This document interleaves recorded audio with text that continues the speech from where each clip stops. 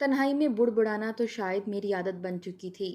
بچے بھی مجھے اب اکیلے میں خود سے باتیں کرتے دیکھتے تو مذاق اڑاتے کہ اماں تو پاگل ہے، نہ جانے کس سے باتیں کرتی رہتی ہے۔ جب موڈ خراب ہوتا انہیں بھی جھڑک کر کہتی، اتنی ہی ماں بری لگنے لگ گئی ہے تو چلی جاتی ہوں دور، تمہارے باپ کی طرح، جیسے وہ ہمیں چھوڑ کر دوسرے ملک گوریوں کے بیچ چلا گیا ہے۔ رہنا پھر دادی کے ساتھ، بہت پیار سے رکھے گی وہ تم دونوں کو۔ میری کڑوی کسیلی باتیں سن کر بچے منہ بگاڑ لیتے اور سرگوشی کے انداز میں کہنے لگتے، دادی تو ہمیں کچا ہی چبا جائے گی، ہم اب آپ کو تنگ نہیں کریں گے، مگر کبھی چھوڑ کر نہ جانا ابو کی طرح۔ بچوں کی بات سنتی تو ایک گہری سانس خارج کر کے رہ جاتی۔ دل میں غصہ تھا جو وقت کے ساتھ ساتھ زور پکڑتا جا رہا تھا۔ بچے بھوکے بیٹھے تھے، بار بار ترستی نظروں سے مجھے دیکھتے اور پھر واش بیسن میں جہاں ابھی بھی برتنوں کا ڈھیر لگا تھا۔ سارا دن لگا کر میں نے کوفتے، فش بریانی اور سیخ کباب جیسی چٹپٹی چیزیں بنائی تھیں، کیونکہ آج خیر سے میری بڑی نند زیادہ نہیں بس 2 ہفتوں بعد ماں کے گھر آئی تھی۔ سارا دن لگا کر میں نے اس کے شوہر اور بچوں کے لیے دعوت کا اہتمام کیا، مگر جب خود کے کھانے کی باری آئی تو صرف خالی پتیلے ہی بچے تھے۔ بچے خالی دیچکوں میں جھانک کر ایک نظر مجھے دیکھتے، جیسے جیسے میں پکوان تیار کر رہی تھی بار بار آ کر تھوڑا بہت چکھنے کی فرمائش کرتے، مگر میری ساس تو 2400 گھنٹے میرے سر پر ہی سوار رہی جب تک میں نے کھانا بنا کر پیش نہ کر دیا، مجھے اور میرے بچوں کو چکھنے بھی نہ دیا۔ کھانا لذیذ بنا تھا۔ میں نے بچوں کو بہلایا کہ پھپھو کے جانے کے بعد تینوں ماں بیٹا مل کر پیٹ بھر کر کھانا کھائیں گے، مگر امیدوں پر پانی تو تب چھڑکا گیا جب بچا ہوا کھانا میری ساس نے پیک کر کے اپنی بیٹی کے ہمراہ بھجوا دیا۔ بچے تو افسردہ ہوئے ہی، اور میں بھی اب ان خالی برتنوں کو مانجنے کے لیے رہ چکی تھی۔ بچے بھوک سے دیکھ رہے تھے، جلدی سے کام نپٹایا اور پھر پیاز ٹماٹر کا ہی تھوڑا بہت سالن بنا کر بچوں کو کھانے کے لیے دیا۔ بچے منہ بسوڑتے نہ چاہتے ہوئے بھی پیٹ بھر رہے تھے۔ دل اس قدر تنگ ہو چکا تھا کہ یہاں سے بھاگ جانا چاہتی تھی۔ کیا فائدہ تھا اس زندگی کا؟ 3 سال پہلے شوہر حصول روزگار کے لیے دوسرے شہر چلا گیا۔ چھوٹی موٹی نوکریوں سے کہاں خرچے پورے ہونے تھے۔ آخر دوسرے ملک کا ویزا آیا تو شوہر نے موقع ہاتھ سے جانے نہ دیا۔ شوہر کی جدائی کا دکھ تھا، مگر یہ بھی سکون تھا کہ اگر منیب کا کام لگ گیا تو میرے بچوں کا مستقبل سنور جائے گا۔ خدا کا شکر تھا کہ منیب کی نوکری لگ چکی تھی، ان کی تنخواہ بھی اچھی خاصی تھی، مگر آج تک شوہر کی کمائی کا 1 روپیہ بھی میرے ہاتھ پر ساس نے نہیں رکھا تھا۔ میں انہی سوچوں میں گم تھی کہ ساس کا فون بجا۔ گھڑی پر وقت دیکھا تو 10 بجے تھے۔ یہ وقت تو منیب کی کال کا تھا۔ ساس خوشی سے بیٹے سے بات کرتی رہی اور میں وہیں پاس بیٹھی ان کا مسکراتا چہرہ دیکھ کر مسکراتی اور سنجیدگی پر سنجیدہ ہو جاتی، کیونکہ جانتی تھی منیب ان سے جو بھی بات کر رہا تھا اس کے مطابق ہی ان کے تاثر بدل رہے تھے۔ کئی بار ساس کو اشارہ کیا کہ مجھے فون دیں، میری بھی بات کروائیں۔ آج تو ان سے یہ بھی کہنا چاہتی تھی کہ میرے پیسے الگ بھیجا کریں، آپ کی ماں نے تو ہمیں پائی پائی کا محتاج کر رکھا ہے۔ مگر ساس نے تو مجھ سے بات کروائے بغیر ہی فون بند کر دیا اور یہ بہانہ لگایا کہ کال کٹ گئی تھی۔ میں مایوس سی واپس کمرے میں آ کر لیٹ گئی اور اپنے بچوں کا چہرہ دیکھنے لگی، جو اپنے باپ کی لاکھوں میں کمائی ہونے کے باوجود ایسی زندگی گزار رہے تھے۔ حالات بہتر تھے۔ ساس سے کہا کہ بچوں کو پرائیویٹ اسکول میں داخل کرواؤں گی، مگر انہوں نے جھڑک کر کہا کہ کوئی ضرورت نہیں ہے، پڑھائی تو ایک سی ہی ہوتی ہے، چپ چاپ سرکاری اسکولوں میں پڑھاؤ۔ مجبوراً ساس کی بات ماننا پڑی، مگر اسی دن جب میری نند حلیمہ ماں کے پاس آئی اور آ کر بولی، امی ذرا 25,000 روپے تو دینا، چھوٹے حامد کا بڑے انگلش اسکول میں داخلہ کروا دیا ہے، اب میرا بیٹا بھی فر انگلش بولے گا۔ یہ پڑوس والی فرحانہ کہتی ہے، اتنے مہنگے اسکول کی فیسیں کہاں سے دو گی؟ میں نے تو یہ ناک کو اونچا کر کے فوراً سے جواب دیا، میرے بیٹے کا اکلوتا ماموں خیر سے دبئی ہوتا ہے، دبئی بڑی نوکری کرتا ہے، بھانجے میں تو جان بستی ہے اس کی، وہ تو 25,000 کیا 50 لاکھ بھی چٹکی بجا کر دے دے گا۔ میں حیرت سے دیدے پھاڑے نند کی بات سن رہی تھی۔ ساس ہنس کر بولی اور بیٹی کو تھپکی دی، بالکل ٹھیک کیا تو نے ایسا کہہ کر، آخر ماموں کا کمایا ہوا تمہیں لوگوں کا تو ہے۔ ساس مجھ پر طنزیہ مسکراہٹ اچھال کر بولی تھی۔ میرے تو تن من میں آگ لگ گئی تھی۔ اس سے پہلے کہ میں کچھ کہتی دروازے پر گھنٹی بجی۔ بچوں کے آنے کا بھی وقت تھا۔ جب دروازہ کھولا تو سامنے ایک کوریئر والا کھڑا تھا۔ مجھے دیکھ کر ایک بڑا سا کارٹن پکڑا دیا۔ یہ میرے شوہر نے بھجوایا تھا۔ میں تو خوشی سے پھول اٹھی۔ ساس نے کارٹن دیکھا تو فوراً مجھ سے جھپٹ لیا۔ جب کھول کر دیکھا تو اندر بہت سے تحائف تھے۔ بچوں کے لیے پیارے پیارے کھلونے اور کپڑے، کھانے پینے کی بہت سی چیزیں بھجوائی تھیں۔ شوہر نے میری خاطر بھی الگ سے ایک سامان کا پیکٹ بھیجا جس پر میرا نام درج تھا۔ ساس نے فوراً میرے ہاتھ سے وہ جھپٹ لیا۔ اس میں موجود چیزیں جب نند نے دیکھیں تو اس کی باتیں کھلی کی کھلی رہ گئیں۔ ہر چیز کو دیکھ کر کہنے لگی کتنی پیاری ہے، یہ تو مجھ پر ہی جچے گی۔ پھر کیا تھا، ساس نے سب کچھ نند کو تھما دیا اور بولی کہ لے لو، بھلا تیری بھابھی کو کیا اعتراض ہو سکتا ہے۔ میں خاموشی سے بس دیکھتی رہ گئی۔ میری چیزوں تک تو ٹھیک تھا، مگر ساس نے سفاکیت کی حد تب پار کی جب بچوں کے سارے کھلونے بھی نند کے حوالے کر دیے۔ بچے بھی اسکول سے آ چکے تھے۔ وہ کھلونے ان کے تھے جن پر اب نند کے بچوں کا قبضہ ہو چکا تھا۔ میرے بچے ترستی ہوئی نظروں کے ساتھ ان کھلونوں کو دیکھ رہے تھے جن کو نند کے بچے کھول کھول کر کھیل رہے تھے۔ میرے بچوں نے ایک بار پھر میری جانب دیکھا اور میں بے بس نظریں جھکا کر رہ گئی۔ کیا ایسی نا انصافی بھی کوئی عورت کر سکتی تھی جیسے میری ساس ہمارے ساتھ کرتی تھی؟ میں نے بچوں کو وہاں سے کمرے میں بھیجا تاکہ وہ اپنے کپڑے تبدیل کر سکیں اور ایک نظر ساس پر ڈالتی ہوئی بولی کہ اماں جی، یہ کھلونے منیب نے اپنے بچوں کے لیے بھیجے تھے، زیادہ نہ صحیح کچھ ہی صحیح، مگر بچوں کو دے دیتی، ان کا بھی دل بہل جائے گا، خوش ہو جائیں گے کہ ابو نے ان کے لیے کوئی تحفہ بھیجا ہے۔ مگر اسی پل ساس نے تیوری چڑھا کر میری جانب دیکھا، کہنے لگی زیادہ سر نہ چڑھ، منیب نے خود کال کر کے کہا تھا کہ یہ چیزیں میں حلیمہ کے لیے بھجوا رہا ہوں۔ ساس ابھی اتنی بات کر ہی رہی تھی کہ میری نند پھوٹ پھوٹ کر رونے لگی تھی۔ وہ سارے کھلونے اور چیزیں کارٹن میں دوبارہ پھینکتے ہوئے کہنے لگی کہ مجھ پر یہ چیزیں تو اب حرام ہو چکی ہیں۔ بھابھی نے تو میرے منہ پر ہی ٹکا سا جواب دے دیا ہے کہ یہ چیزیں اس کی اور اس کے بچوں کی ہیں اور میرا ان پر کوئی حق نہیں ہے۔ نہیں چاہیے مجھے بھابھی اور اس کے بچوں کی چیزیں، تم لوگ ہی رکھو۔ چلو بچوں واپس گھر چلتے ہیں۔ نند ٹسوے بہاتے ہوئے بچوں سے کھلونے چھین کر جانے لگی اور میں نند کی یہ حالت دیکھ کر بے یقینی سے کھڑی تھی۔ میں نے تو صرف ایک بات کہی تھی، مگر نند نے تو بات کا بتنگڑ بناتے ہوئے بات کہاں سے کہاں تک لے جا چکی تھی۔ ساس نے جب یہ دیکھا تو فوراً ہڑبڑا کر اٹھ بیٹھی اور میرے چہرے پر زناٹے دار تھپڑ مارتے ہوئے بولی، خبردار جو آئندہ میری بیٹی کی چیزوں پر نظر ڈالی، ابھی کے ابھی معافی مانگو حلیمہ سے۔ یہ ساری چیزیں اس کی اور اس کے بچوں کی ہیں، ان کی حقدار صرف میری بیٹی ہی ہے، نہ کہ تم۔ یہ چیزیں منیب نے اپنی بہن اور بھانجے کے لیے بھیجی ہیں، تم ہوتی کون ہو اسے رلانے والی؟ میں نے ایک شکایتی نظروں سے ساس کو دیکھا، اس نے کیسے دلیری سے یہ کہہ دیا تھا کہ چیزوں پر منیب کی بہن اور بھانجوں کا حق ہے، مگر کیا وہ علم نہیں رکھتی تھی کہ میں منیب کی بیوی اور اندر بیٹھے 2 بچے منیب کے بیٹے تھے؟ مگر ساس مجھے سب کے سامنے تھپڑ مار چکی تھی، اس لیے میں نے ان سے سرسری سی معافی مانگی اور روتے ہوئے کمرے میں چلی گئی۔ نند وہ سارا سامان اپنے ساتھ لے کر گھر جا چکی تھی اور میں ایک بار پھر خالی ہاتھ رہ چکی تھی۔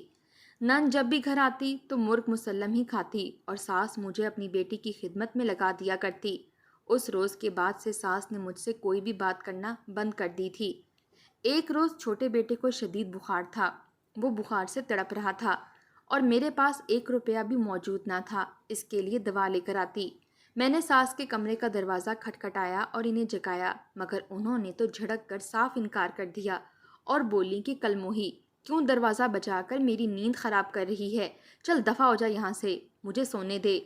میں رونے لگی تھی اور ساس سے کہنے لگی کہ بیٹے کی طبیعت بہت خراب ہے، وہ بخار میں تڑپ رہا ہے، آپ مجھے کچھ پیسے دے دیں تاکہ میں اس کے لیے دوا لا سکوں۔ مگر اس نے کوئی جواب نہ دیا اور دروازہ بند رکھا۔ آخر کو مجبور تھی اور ماں تھی، ساری رات بچے کے سرہانے بیٹھ کر اس کے سر پر ٹھنڈے پانی کی پٹیاں رکھتی رہی تھی، مگر اس کا بخار کم ہونے کا نام ہی نہیں لے رہا تھا۔ کاش شوہر یہاں ہوتا، میرے پاس تو اس سے رابطہ کرنے کے لیے موبائل بھی نہ تھا، وہ تو مجھے بہت پیار سے رکھا کرتا۔ یہ تو ساس تھی جو ہمیں بات بھی نہیں کرنے دیا کرتی تھی۔ اگلی صبح ساس نے ہمارے اٹھنے سے پہلے ہی اپنے کمرے کو تالا لگایا اور گھر سے چلی گئی۔ نہ جانے وہ کہاں گئی تھی، اس کا علم تو مجھے بھی نہ تھا، مگر جب تک میں اٹھ کر اس کے کمرے تک گئی وہ جا چکی تھی۔ گھر میں تو کھانے کے لیے سامان بھی نہ بچا تھا، روزانہ اتنا ہی لایا جاتا جو اس دن مکمل ہو جائے۔ میں نے کچن کو کنگھال ڈالا، مگر کھانے کے لیے سوائے رات کی بچی روٹی کے کچھ بھی نہ ملا۔ ایک تو بچہ بخار میں تڑپ رہا تھا، اوپر سے یہ باسی روٹی۔ میں نے کڑتے ہوئے دل کے ساتھ بچے کو وہی روٹی کھلا دی۔ میری تو آنکھوں سے آنسو بہہ رہے تھے، کیا فائدہ تھا ایسی پردیس کی کمائی کا جو میرے بچوں کو نصیب ہی نہ ہوئی تھی۔ آخر کار پڑوس کے ہاں گئی اور پیسے مانگ کر اپنے بچے کے لیے دوا لے کر آئی، جسے کھا کر اس کی طبیعت کچھ بحال ہوئی۔ وہ بار بار مجھ سے کچھ کھانے کے لیے مانگتا، مگر میں اسے کیا کھانے کو دیتی؟ گھر میں تو کوئی چیز کھانے کے لیے موجود ہی نہ تھی۔ میں نے اپنی ساس کو بلانا چاہا، مگر کیسے بلاتی؟ اس نے تو مجھے ایک موبائل بھی نہ دے رکھا تھا۔ یقیناً اپنی بیٹی کے ہاں جا چکی تھی، مگر کیا انہیں اتنا بھی خیال نہ تھا کہ پیچھے ان کی بہو اور 2 پوتے بھوکے مر رہے ہوں گے؟ میرا دل اس قدر الجھا کہ سوچنے لگی کہ اپنی جان دے کر خود کو ختم کر لوں، مگر ایسا نہیں کر سکتی تھی۔ آخر کو 2 بچے کی ذمہ داری میرے سپرد تھی۔ میرے بچے یوں ہی بھوکے تھے، سارا دن تڑپتے رہے۔ رات ہوئی تو ساس گھر آئی۔ انہیں دیکھ کر میں نے ان سے کہا کہ کیا آپ کو خبر نہ تھی گھر میں کچھ بھی کھانے کو موجود نہیں تھا؟ آپ نے تو میرے ہاتھ پر کبھی میرے شوہر کی کمائی کا ایک آنا بھی نہ رکھا۔ میں ابھی اتنا بول ہی رہی تھی کہ اس نے فوراً جھڑک کر چپ کروا دیا اور کہنے لگی کہ ایسی بھی کون سی قیامت ٹوٹ پڑی تھی۔ اتنا کہہ کر اس نے اپنے ساتھ لایا ہوا سودا وہیں فرش پر پٹخا اور بولی کہ 2 بنا کر اپنے بچوں کو، کہیں بھوک سے مر ہی نہ جائیں۔ کیسی ظالم عورت تھی جس کے دل میں اپنے نواسے نواسیوں کے لیے تو بے تحاشا محبت بھری ہوئی تھی، مگر جب بات اپنے بیٹے کی اولاد کی آتی تو اس حد تک سخت دل ہو جایا کرتی تھی۔ میں نے اس رات تو بچوں کو کھانا بنا کر کھلا دیا، مگر دل میں نفرت نے جنم لینا شروع کر دیا تھا۔ ساس کا رویہ دن بدن بگڑتا ہی چلا جا رہا تھا۔ اب تو نوبت فاقوں تک آ چکی تھی۔ گلی میں آئے روز آئس کریم بیچنے والے آتے رہتے تھے۔ آج بھی جب آئس کریم والے کا سائرن بجا تو چھوٹا بیٹا میرا دوپٹہ پکڑ کر کہنے لگا کہ امی امی پیسے دو، مجھے آئس کریم کھانی ہے۔ کتنا عرصہ ہوا آئس کریم نہیں کھائی۔ بچے کی بات سن کر دل پسیج کر رہ گیا۔ میں اسے کہنے لگی کہ جاؤ دادی سے کہو، وہ پیسے دے گی۔ چھوٹا بیٹا خوشی خوشی دادی کے پاس گیا اور جا کر کہنے لگا دادی دادی جلدی پیسے دیں، میں نے آئس کریم کھانی ہے، وہ کہیں چلا ہی نہ جائے۔ مگر دادی نے تو ماتھے پر بل ڈال کر کہا کہ میرے پاس کوئی پیسے نہیں ہیں، میں تمہیں کہاں سے دوں؟ چھوٹا بیٹا تھا، ضد کرنے لگا اور فرش پر بیٹھ کر روتے ہوئے بولا کہ دادی مجھے پیسے دو، میں نے آئس کریم کھانی ہے، ورنہ میں یوں ہی روتا رہوں گا۔ چھوٹا بچہ تھا، لاڈ سے کچھ مانگ رہا تھا، مگر اسے کیا خبر تھی کہ اس کی دادی حد درجے کی ظالم عورت ہے۔ اس نے جب اس کو روتا دیکھا تو اسے گردن سے پکڑا اور چہرے پر زناٹے دار تھپڑ مارتے ہوئے اس کا بازو مڑوڑنے لگی۔ بچہ درد سے چیخ اٹھا تھا۔ جب میں نے اپنے بچے کی چیخ سنی تو سارے کام چھوڑ کر بھاگتے ہوئے کچن سے باہر آئی۔ ساس سفاکیت سے بازو مڑوڑتے ہوئے کہنے لگی کتنی دفعہ کہا ہے تجھے میرے پاس پیسے نہیں ہیں تم لوگوں کے لیے، کیا سمجھ نہیں آتی؟ ساس نے اتنی شدت سے اس کا بازو مڑوڑا تھا کہ بچے کے بازو میں زور ہی ختم ہو گیا۔ وہ کندھے سمیت یوں لٹکنے لگا گویا اس میں ہڈی موجود ہی نہ ہو۔ بچہ زمین پر گر کر تڑپنے لگا تھا۔ میں نے جب دیکھا تو بھاگ کر اس کے پاس گئی اور اسے گود میں اٹھا لیا۔ ساس کو خونخوار نظروں سے دیکھنے لگی اور غصے سے بولی کیسی عورت ہیں آپ؟ کیا ذرا بھی ترس نہ آیا اس معصوم بچے پر؟ اس نے کون سا آپ سے آپ کی جائیداد مانگ لی تھی؟ 20-50 روپے ہی تو مانگے تھے آئس کریم کے لیے اور آپ نے اس کا بازو ہی توڑ ڈالا۔ مگر ساس تو لڑنے پر اتر آئی تھی۔ وہ مجھے بھی مارنے لگی اور بولی کہ دفع ہو جاؤ اپنی گندی اولاد کو لے کر۔ ساس کے منہ سے یہ سنا تو مجھے شدید غصہ آیا تھا۔ بس اتنا ہی بولی کہ کاش اس وقت آپ کا بیٹا یہاں پر موجود ہوتا تو آپ کا یہ انداز دیکھ کر وہ کبھی آپ کی شکل بھی نہ دیکھتا۔ میں بیٹے کو لے کر ڈاکٹر کے پاس گئی جہاں اس کے بازو میں شدید ٹیس آئی تھی۔ میں نے اس کے بازو پر پلسٹر لگوایا اور واپس گھر چلی آئی۔ میرے دل میں ساس کے لیے شدید نفرت بھر چکی تھی۔ واپس گھر آتے آتے رات ہو چکی تھی۔ جب گھر آئی تو بیٹا درد سے رو رو کر میری گود میں ہی سو چکا تھا۔ اندر آئی تو دیکھا کہ ساس بے خبر میٹھی نیند سو رہی تھی۔ اسے تو ذرا بھی پرواہ نہ تھی۔ میری آنکھوں میں آنسو تھے۔ وہ کیسی ظالم عورت تھی، کیا اسے ذرا ترس نہیں آتا تھا؟ کتنے کتنے روز اس نے ہمیں بھوکا رکھا تھا، مجھ پر نہ سہی ان معصوم بچوں پر بھی اسے رحم نہیں آیا تھا۔ اس کا ظلم تو دن بدن بڑھتا ہی چلا جا رہا تھا اور اب مجھ سے مزید اس کا ظلم سہنا گوارا نہ تھا۔ میں اپنے بیٹے کی حالت دیکھ کر ایک نتیجے پر پہنچ چکی تھی۔ میں نے چپکے سے اپنا سارا سامان اٹھایا اور 1 ہفتے کی پیکنگ کر کے بچوں کو بھی تیار کر کے سلا دیا۔ پھر دھیرے دھیرے ساس کے کمرے کی جانب بڑھی جہاں ساس سو رہی تھی۔ میں نے ایک نظر ساس پر ڈالی اور پھر حقارت سے اسے ملامت کرتی ہوئی دروازہ بند کر دیا۔ ایک پل کو دل گھبرایا تھا، مگر میری مجبوری تھی۔ میں نے دروازے کو باہر سے کنڈی لگا دی۔ میرے ضمیر نے مجھے جھنجھوڑا، مگر اس پل مجھے کچھ بھی نہیں سوج رہا تھا۔ میں نے بچوں کو ساتھ لیا اور چند روز کے لیے میکے چلی گئی۔ जानती थी बुढ़िया भूखी प्यासी कमरे में बंद रहेगी तो इसे एहसास होगा, मर जाए मेरी तरफ से तो अच्छा है। ऐसी अहमक और सफाक दिल औरत को मैं अब मजीद बर्दाश्त नहीं कर सकती थी। मैं वहां से चंद रोज के लिए मैके जा चुकी थी और पीछे सास यूं ही कमरे में बंद थी। 2 दिन यूं ही गुजर चुके थे और फिर बच्चों ने घर जाने की जिद पकड़ ली। इन्हें बहुत मनाया कि 2 दिन और सब्र कर जाओ, मगर वो ना माने तो मजबूरन मुझे वापस घर आना पड़ा। दिल में अजीब से वसवसे आ रहे थे। मैं जब घर पहुंची तो ये देखकर ठटकी कि सास के कमरे का दरवाज़ा तो खुला हुआ था। मेरे पैरों के नीचे से ज़मीन निकल गई थी। ये दरवाज़ा कैसे खुल सकता था? नंद तो एक माँ के लिए दूसरे मुल्क अपने शौहर के साथ गई थी, तो फिर ये दरवाज़ा कौन खोल सकता था? मैं डरते डरते अंदर गई तो जो मंजर दिखाई दिया मुझे अपने रूह जिस्म से निकलती हुई महसूस हुई, क्योंकि सामने तो मेरा शौहर खड़ा था और सास को ड्रिप लगी हुई थी।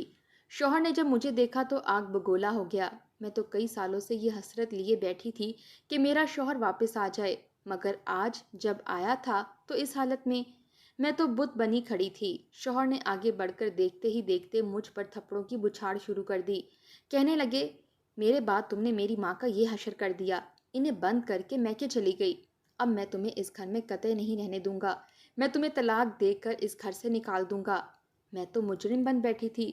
सास की हकीकत क्या थी, काश मुनीब जान सकता। मैंने मुनीब को यकीन दिलाने की कोशिश की कि आप अपनी माँ की हकीकत तो जान लें। आखिर उन्होंने हम पर कितने जुल्म किए हैं। इन्हें मैंने इनकी माँ के तमाम तर करतूत बताए। उन्होंने आज तक जो भी जुल्म किया था सब बताया, मगर मुनीब को तो अब मेरी किसी भी बात पर यकीन नहीं आ रहा था। इन्हें तो सिर्फ अपनी माँ की हालत दिखाई दे रही थी। सास अभी तक यूं ही खामोश पड़ी थी। मुनीब बच्चों को अपने पास रख कर मुझे धक्के देकर घर से निकालने लगा। मैं तो एक गलती करके ही सजावार हो चुकी थी, मगर तभी सास ने अपने बेटे को रोका। मुनीब चौंका था। सास बामुश्किल उठ बैठी और बुखलाते हुए कहने लगी कि बहू को कुछ मत कहो, इसने जो किया वो गलत था, मगर जो कुछ मैंने इसके साथ किया वो इससे भी ज़्यादा कहीं बुरा था। सास शर्मिंदा सी सर झुकाए हुए थी। वो लंबे लंबे सांस ले रही थी और साथ ही आज तक इसने जो भी किया था सब कुछ मुनीब को बताने लगी। ये हकीकत सुनकर मुनीब तो दंग रह चुका था। इसके मुंह में तो अल्फाज ही नहीं बचे थे। वो कभी मेरी जानिब देखता तो कभी अपनी माँ की जानिब। सास रोकर कहने लगी कि आज 2 दिन मैं भूखी प्यासी रही तो मुझे एहसास हुआ कि मैंने अपनी बहू के साथ साथ अपने पोतों पर कितना जुल्म किया है। शौहर ने जब ये सुना तो शर्मिंदा सा मेरी जानिब देखने लगा, जबकि सास अपने किए की माफ़ी मुझसे मांगने लगी थी। मुझे तो यकीन ही नहीं आ रहा था कि सास बदल गई है। मुझे तो ये इसका कोई ड्रामा ही लगा, मगर वक्त के साथ साथ ये यकीन हो चुका था कि सास सच में बदल चुकी है और इसे अपने किए पर पछतावा है। शौहर चंद रोज तक अपनी माँ से नाराज रहा, मगर जब उन्होंने अपनी माँ का बदला रवैया देखा तो खुद ही अपनी माँ के साथ ठीक हो गए। मैं तो हैरान थी कि 2 दिन कमरे में बंद करने से सास इस कदर बदल जाएगी। अगर मुझे पता होता तो मैं पहले ही इसको 2 दिन के लिए भूखा प्यासा कमरे में बंद कर देती। कम से कम मेरे बच्चे का बाजू टूटने से तो बच जाता। मुझे अक्सर इस बात पर हंसी आ जाया करती, मगर खैर हकीकत में जो कुछ हुआ था भले के लिए ही हुआ था। सास भी बदल गई थी और नंद को तो फिर बदलना ही था।